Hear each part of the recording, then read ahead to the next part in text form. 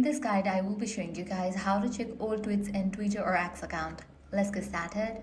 First, launch your X app. Make sure you have already logged into your account. Now, click on the profile icon, then head over to the option profile. Navigate to the tab Post.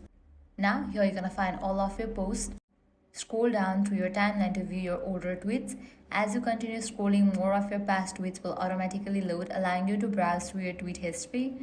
If you want to find a specific old tweet more quickly, tap on search icon inside the X app. In the search bar, type keywords or phrases that you remember from the tweet. You can also use filters like latest to narrow down the results and make your search easier.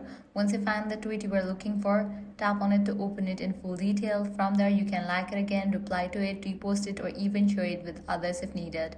That's it. This way you can easily find and view your old tweets. At the end, if this guide helped you out, do not forget to like, share, and subscribe.